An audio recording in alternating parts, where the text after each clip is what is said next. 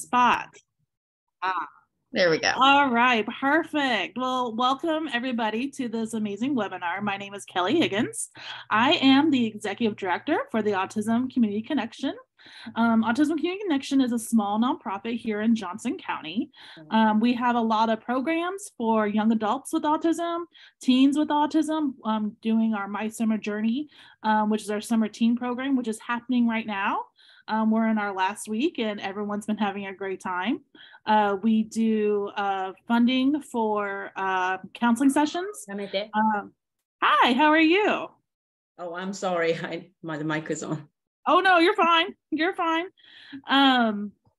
And then we also I do a lot of family support for families. And then we have our special events throughout the year. We got our family game night in April. We have a event coming up in September, our trivia night, which is our annual fundraiser.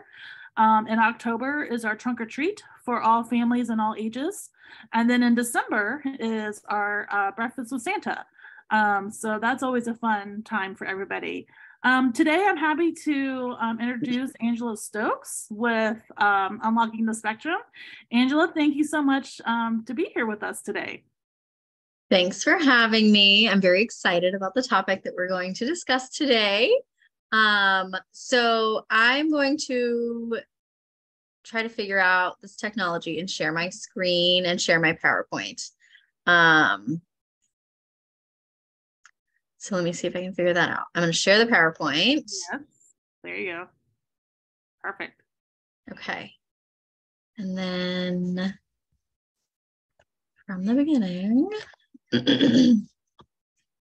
All right.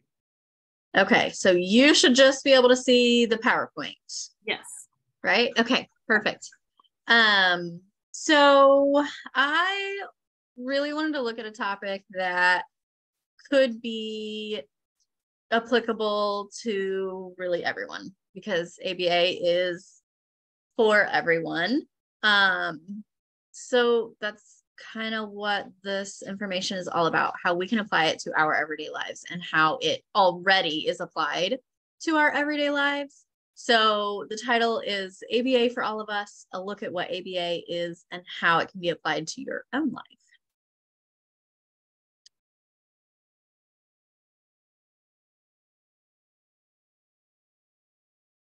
So a few of the things that we're going to look at within this presentation today are what ABA isn't. You've probably heard lots of things about ABA, especially more recently. So we'll go over what it isn't or what it shouldn't be. We'll talk about what ABA is. ABA in real life situations where some of the principles of ABA are utilized every day. And then we'll talk a little bit about kind of steps to changing some of your own behaviors if there's something about yourself that you want to change. I think most of the time, most of us have something that we're working on. So this can be super applicable and helpful in that situation. And then we'll go over any questions that anyone might have. Okay, so first we're going to talk about what is not ABA. ABA is not a one-size-fits-all approach. There are many different ways to approach learning within the realm of ABA. So it's important not to think of ABA as just one little thing when it comes to learning and behavior. ABA should not be forcing or coercive. Now, there are situations in real life where punishment is a real thing and might shape our behavior, and we'll talk about that in a little bit. ABA is not just for kids with autism. So even though there are beyond 40, 50 years of research backing ABA as a treatment option for kids who have autism. ABA is not just helpful for kids with autism. ABA is not just sitting at a table practicing skills over and over, where repetition is important and comes in handy. You don't have to just be sitting at the table practicing skills over and over, rote skills. It's kind of like, reminds me of the multiplication tables that we used to do, the times tables when we were kids in school. And then ABA is not really about controlling others' behaviors. We aren't trying to be controlling at all. ABA really is more about learning new things and learning how to do those things well.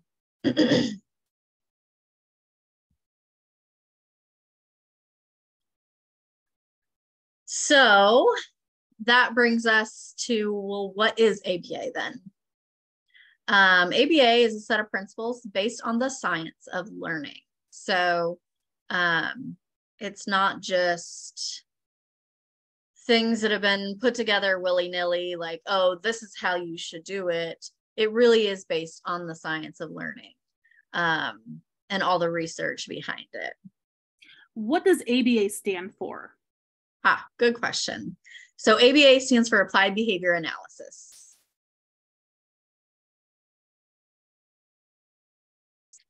ABA addresses socially significant behaviors. So we're going to be looking at things that maybe we want to improve within ourselves.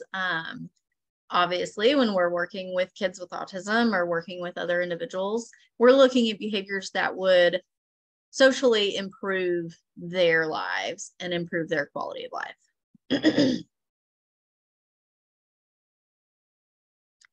ABA examines patterns of behavior over a period of time. And that will be important, I believe, in the next slide. We'll start to talk about that a little bit more.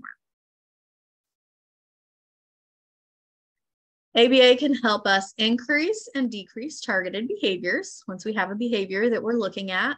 It could be one that we're looking to do more of, or it could be one that we're looking to do less of.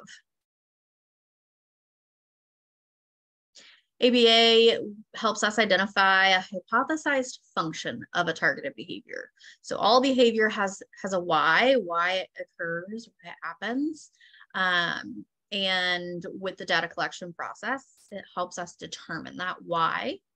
And then we can go further with a plan. ABA is data driven. It's pretty data intensive. We don't do anything without the data. If we don't have data, we take data. And ABA is for everyone. It is for your husband, your wife, your boyfriend, your girlfriend, your kids, your pets. Everybody benefits from ABA because, again, it is based off the principles or the science of learning.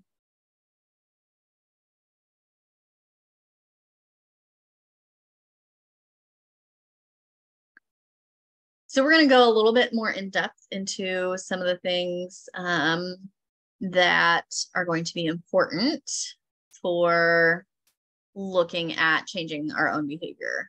And one of the first things is data collection. I mentioned before, we don't do anything without the data. We don't have data, we take data. Because data is information, and information gives or leads us to making those informed decisions. So we shouldn't be making any decisions about changing behavior without having the data, without kind of knowing where we're at to begin with. The true data doesn't always match up with what we feel is going on. I can't tell you how many times someone says, oh, I feel like things are going pretty well. And I look at the data and I'm like, I don't really see a change here, or vice versa. Sometimes you're thinking, gosh, we're not making any progress. I'm not seeing any improvement towards the goal. And then when you go in and look at the data, there's progress, but it's super, super slow. But that's still really important information to know. So again, in order to make changes, we have to first collect that data. The data gives us a start point when we're first starting out. And with that, we can make a goal that's more attainable. We want to make sure that we have the data to start so that we can see the progress as we go. There are lots of different ways we can take data. So there are tally counters that just kind of, you click a button if you're just counting the frequency of something that's occurring often. Things like timers, if you're tracking the duration of a certain behavior. A food log is a method of data collection. I use MyFitnessPal. That's also a method of data collection. So really, any of those things can be used to help you collect data. I even think that there are some apps that allow you to take, some free apps that allow you to take certain types of data as well. So then not only are you collecting the data, but then you have a log to go back and look at all of that data. So then we come to the ABCs of behavior. And that simply is, the A stands for antecedent, which is what happens before the behavior. The B is pretty simple. That's the actual behavior, what it is, what it looks like, what it sounds like. And the C is the consequence, or what happens directly after the behavior.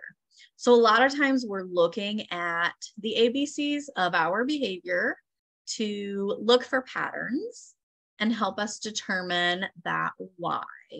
What I mentioned earlier, the function of our behavior. Why is it happening? Why do I keep doing this? And then there are 4 main whys, or 4 main functions of our behavior. So to remember those 4 main functions, you can just remember the acronym EATS. Pretty easy. I like to eat food, so. Escape is the first one. So escape or avoid. Do you ever find yourself doing something less preferred to avoid something way preferred? So for example, I will do, I'll pick up around the house. I'll pick up around the house instead of doing the dishes, because I hate a dirty kitchen. So I hate having to do my dishes. So I'll do something that's really, I mean, not super preferred over something that's way less preferred. So I'm avoiding the task at hand.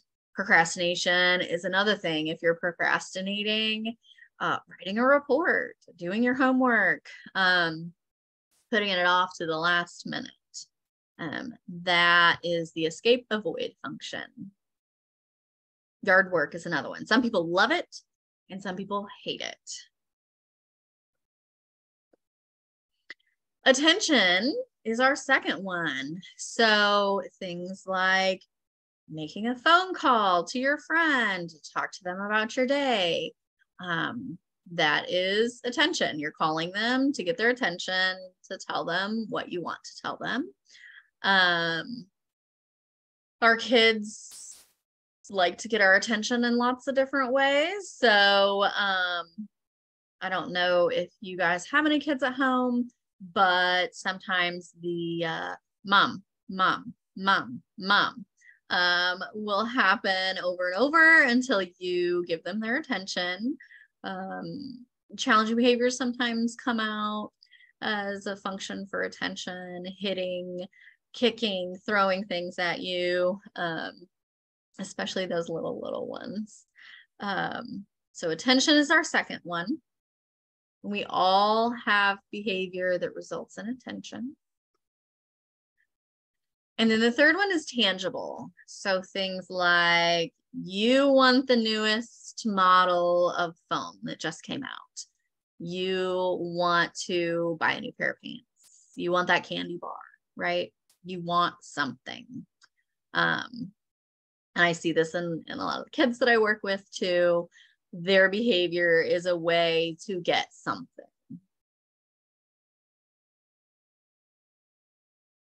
And then sensory. So dancing, rocking in a rocking chair, twirling your hair is a form of sensory seeking behavior. Shaking your leg. I know some people when they're sitting in meetings, you know, they're shaking their leg or they're tapping a pen. So all of that is sensory related.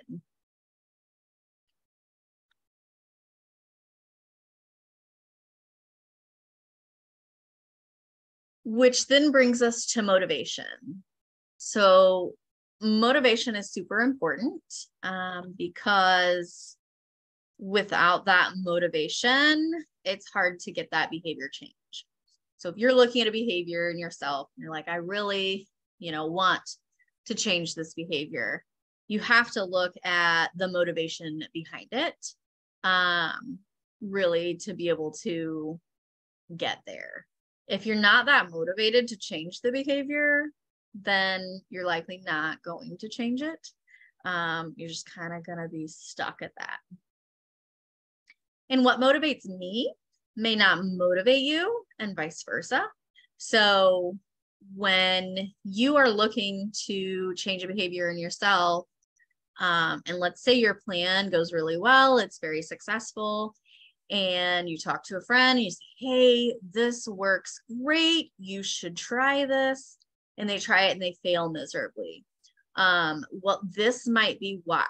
That motivation part might be why.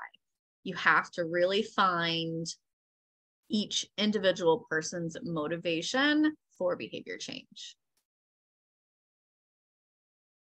So, what motivates you? It may change based on the task or the behavior,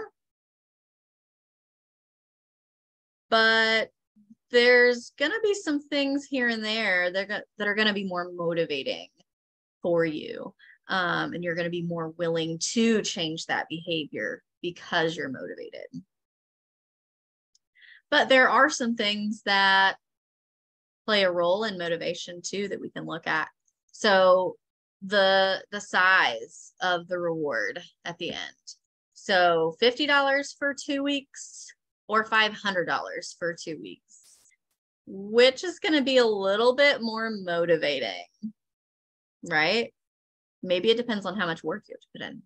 Maybe $50 for 2 weeks of working 80 hours for those 2 weeks versus the $500 working 80 hours for those 2 weeks. You're going to be more motivated for that $500. But $50 for 2 weeks, maybe this great research company is paying you to log your food for 2 weeks. Okay. That might be a lot easier for you, and that might motivate you to do that for that $50. So a lot of it is going to depend on the task, how big the task is, how big the behavior change is for you. Also, a delay. So in the behavior that you're looking at to change, can you tolerate a delay in reinforcement, a delay in that reward for your behavior? You could get a candy bar now at the store, or if you wait till the weekend, we can have cake and ice cream. If you clean your room every day this week, then we can have cake and ice cream, right? So how long of a delay are you going to be able to tolerate for a reward?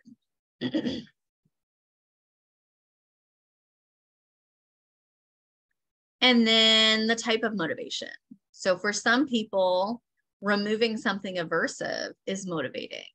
So if you work really hard for 2 weeks, maybe your boss will give you an extra day off.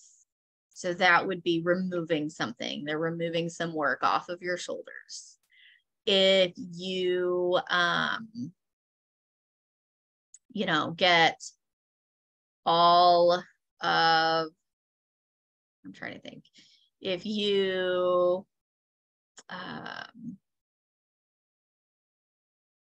can't think of another one off the top of my head, but taking something away, taking something off of your plate that is really less preferred, you don't really care to do it, or it'd be nice to have that break. And then we have, on the flip side, adding something desired. So getting rewards for things. So getting paid the $50 for doing, helping out the research company, getting paid the $500 after 2 weeks of work. That's all preference. So that's really going to be individualized based on what is motivating to you. And again, it might change based on the task, or it might change based on your needs or your preferences. Let's say you just had a birthday and your family bought you a couple of new outfits that you were wanting. So being motivated by buying new clothes might not be as satisfying or as preferred because you just got your new clothes. Now, I know some people who will take new clothes all day long, but you have to look at that too. If you just had a piece of your favorite cake, you might be good for a while. You're like, okay, I had it. I don't need to do anything hard to get that again. I can wait a couple weeks. I can wait a month, whatever. So that impacts our motivation too. If we've just had something that we desire, that might lower our motivation for those things.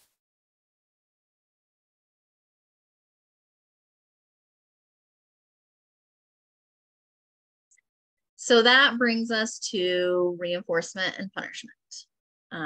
Basically, what those are, reinforcement is anything that increases our behavior. So reinforcement is delivered after the behavior occurs, right? So after we log our food for 2 weeks, the research company pays us $50.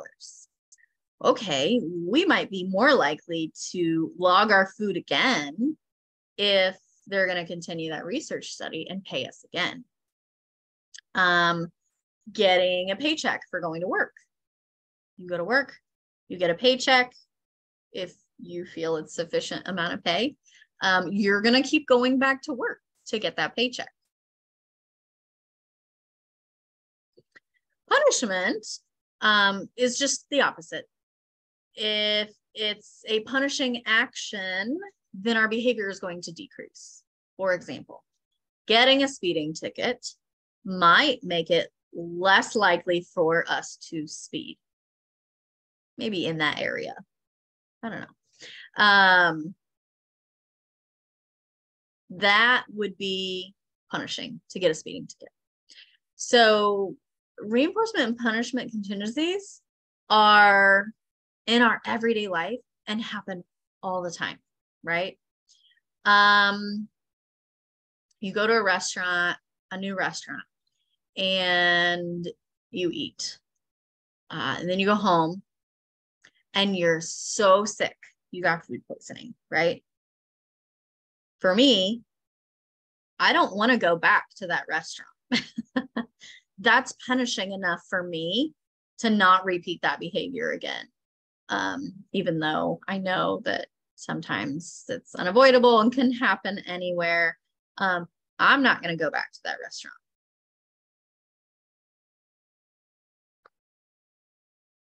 So those are in our everyday lives already. just operating automatically.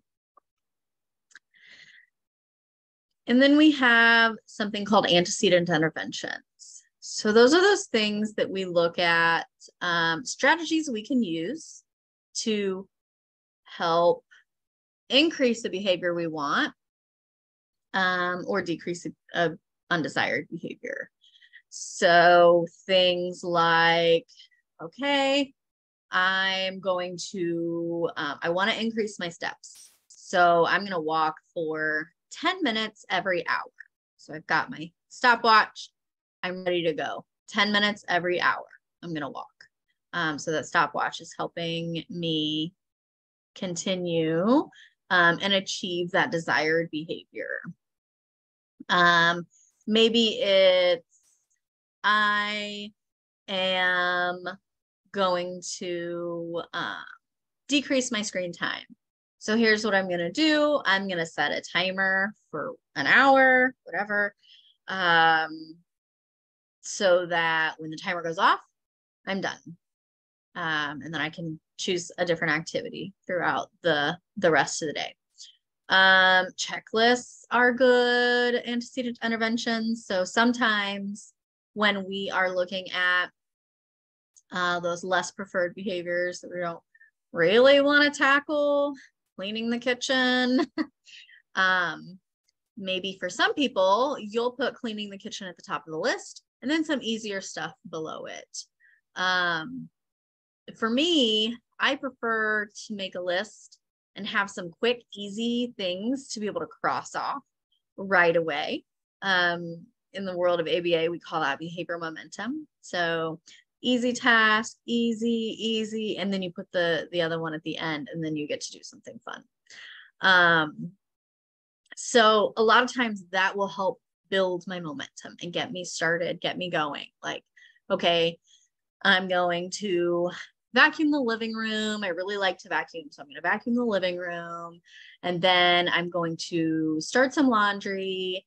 And then I'll wipe down the kitchen or the bathroom sink, and then I'll go clean the kitchen. So by that point, I'm in my cleaning mode. I'm ready to keep going. I've built that momentum up, and I can just knock the kitchen out. So that's a good strategy we use for some things too. And then, the first thing, okay, well, first I'm going to tackle the kitchen. Then I'm going to get TV time, right? I'm going to watch my favorite movie. So these things that we use in the ABA realm for kids with autism can work for you too. I've used lots of these types of strategies to help me drink more water, to help me make some healthier choices and whatnot. So I'm living, breathing proof that I'm using these things in my everyday life now to help me. And then what is super important also to talk about are replacement behaviors. So these are going to be more desirable behaviors that serve the same function as the undesirable behavior. So if we're looking at, trying to drink more water, for example, you really want to increase your water intake because, it's healthy. Let's say we go from drinking soda all the time. All we drink is soda. So we're going to start to integrate maybe every other drink we have is going to be flavored water. Okay.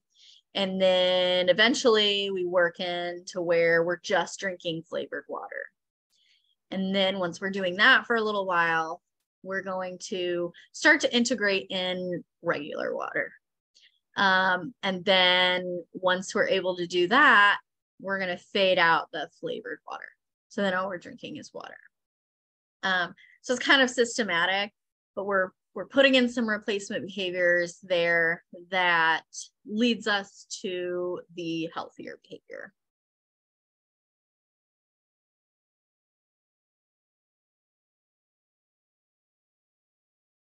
And something that I've kind of talked about throughout the slides is shaping.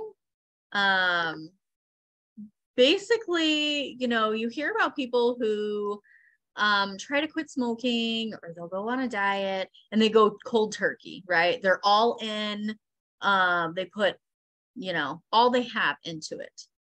Shaping is not that. So we're not going cold turkey. This is literally just taking small steps to get to that ultimate goal. For me, cold turkey doesn't work. I may start off really strong, but then it gets really hard really fast. So I know for me, I need to start with where I'm at, have my data, I know where I'm at, plan out my ultimate goal, and then I'm going to plan each step that it's going to take to get me there to that goal. Small steps are better than no steps, right? So cold turkey, I've done some things to help improve my healthy habits. Cold turkey helps for 3-6 months, and then I quit. I'm done. I'm over it. So those small steps. And the nice thing about steps is that you may go up, up, up, and then come back down a step, up, up, up, and come back down a step. So it's not always linear, straight line, point A to point B. You're going to have some slide backs, and that's okay.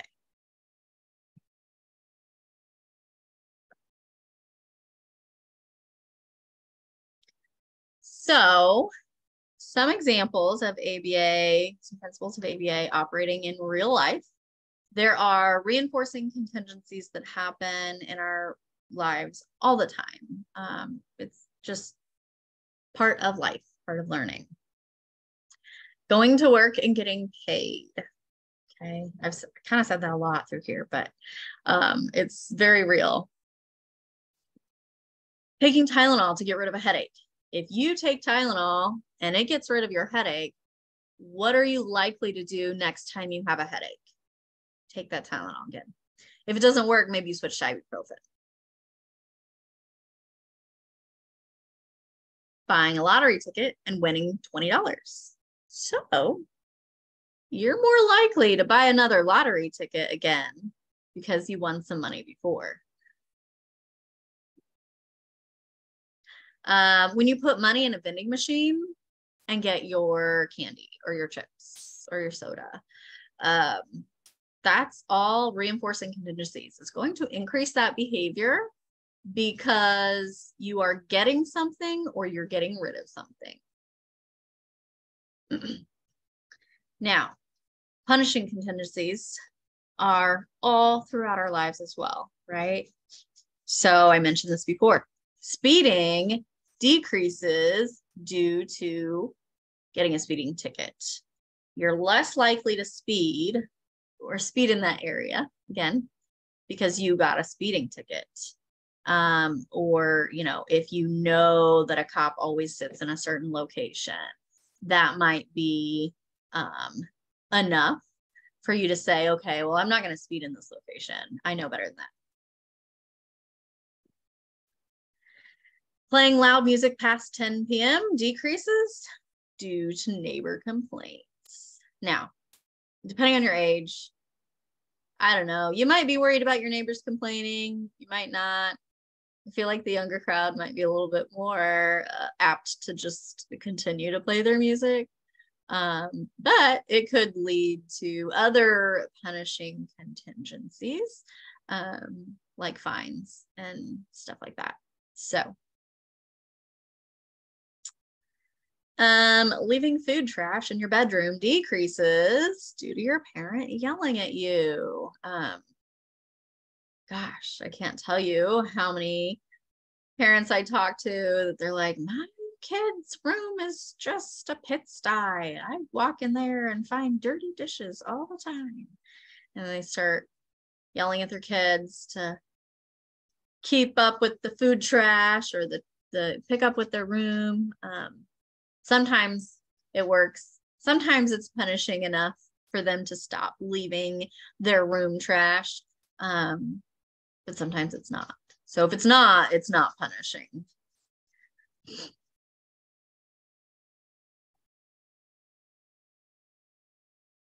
So we look at changing your own behavior. So some common things that I see from people are wanting to lose weight.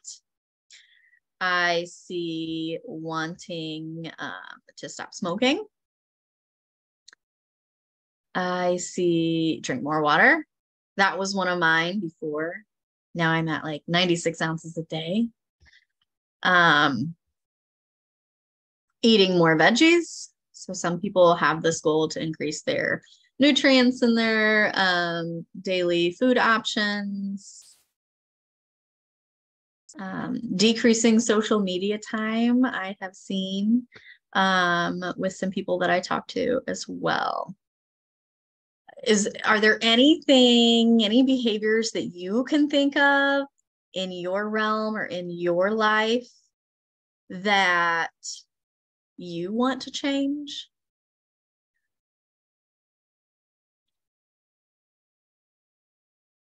Anything different from these?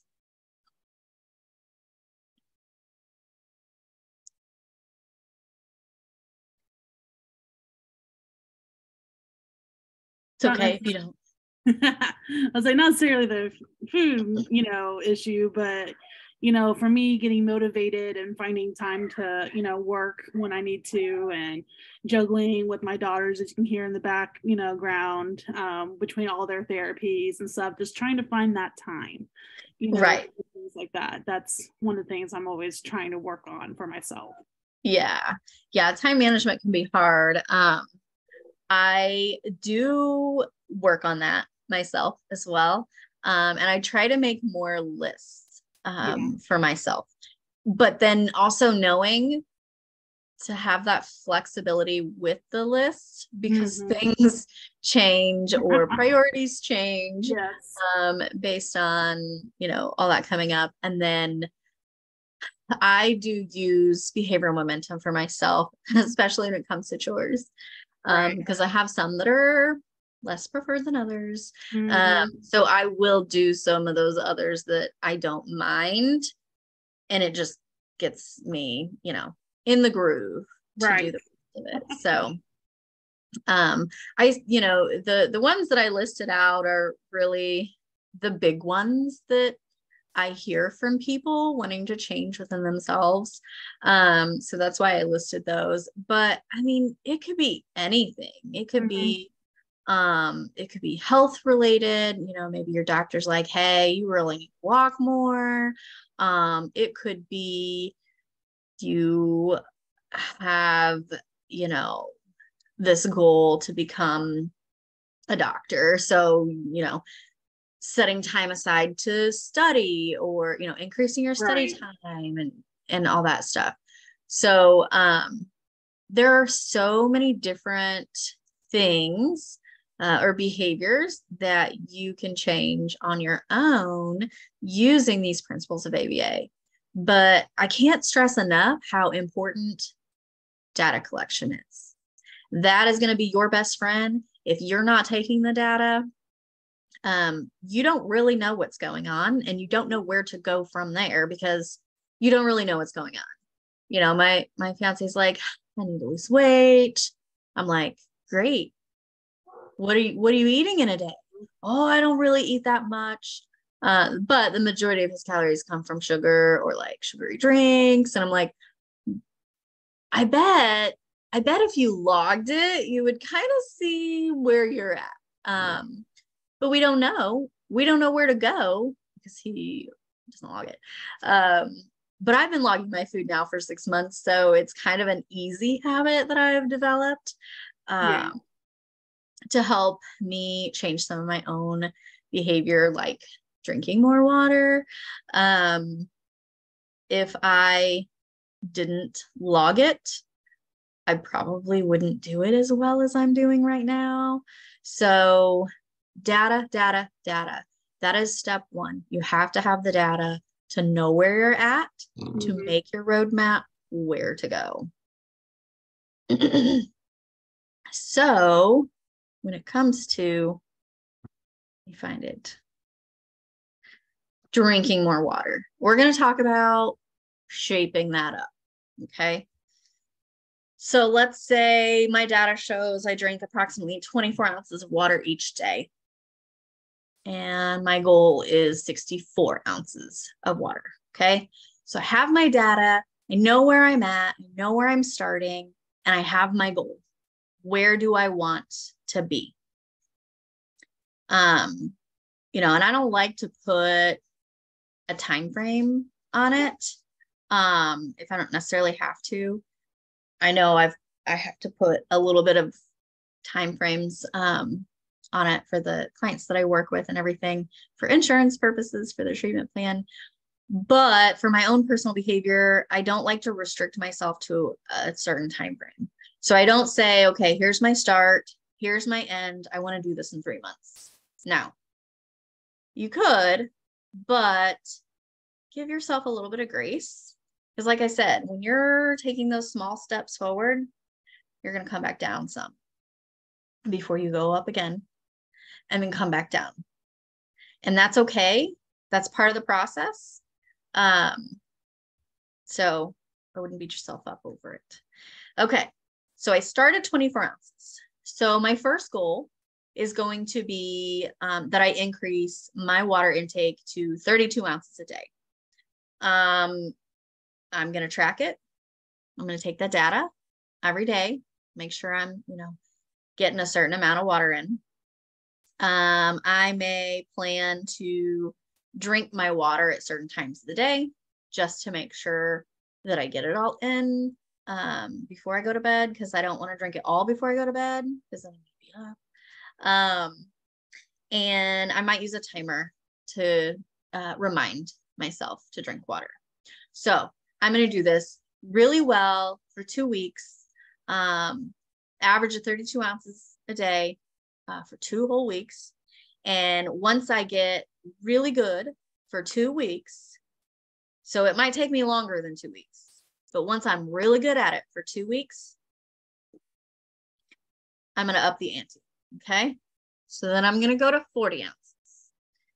And again, it might take me longer than the 2 weeks to get there, but I'm going to get really good at it for a good 2 weeks before I increase it again.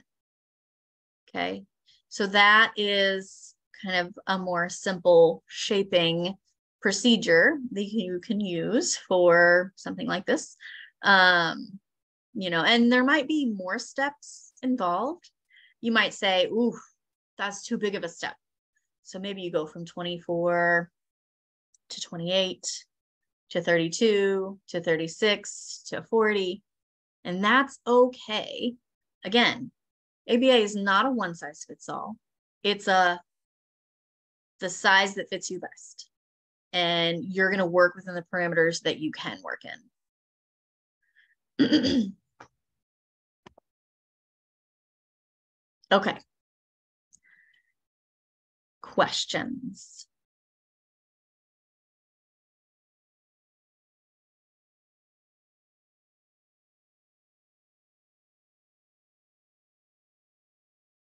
I love questions. I love all the questions. I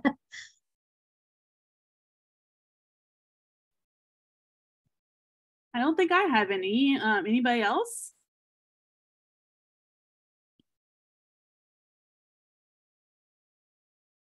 So I've put some of my mom's behavior. I've used some ABA on my mom because she annoys me sometimes. So you know, I try to ignore things that she does that annoys me. I don't give any attention to it.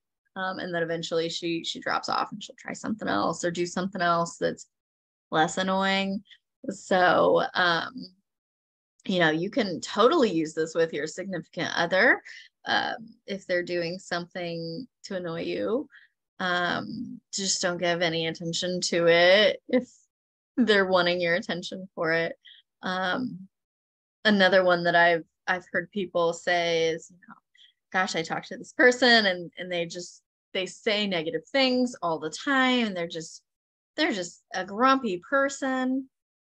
And I'm like, okay, well, when they say something nice or something fun, or they're a little bit more upbeat, then maybe you react a little bit more over the top, to let them know that you're excited about that. And then over time, you can probably shape that behavior up a little bit so they're not so negative all the time. Because that's never fun to be around somebody that's just always talking about things that they hate.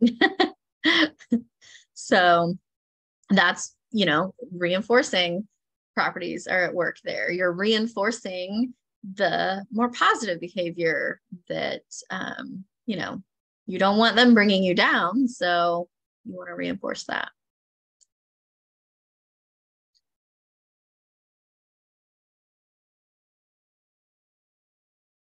Okay. I tried to keep things kind of concise, because when it comes to the principles of ABA, it's really so much more to it than the little bit that I got in tonight. And I'd be happy to go into more detail with another webinar if Kelly wanted. But I think this is kind of a good starting point to help you make changes, desirable changes that you want in your own life, and that you want, to improve the quality of your life. So I thank you so much for attending or watching if you're watching the recording. Absolutely. Thank you so much, Angela. We really, really appreciate it. We will be sending out the recording to everyone who has registered along with your presentation slides, so you can always refer back. Plus, at the end of this, presentation slides has your contact information if anybody would like to get a hold of you afterwards for further questions or, inquiries or what you're needing. Again, thank you everyone for participating. We really appreciate it. And everyone have a great night. Thank you.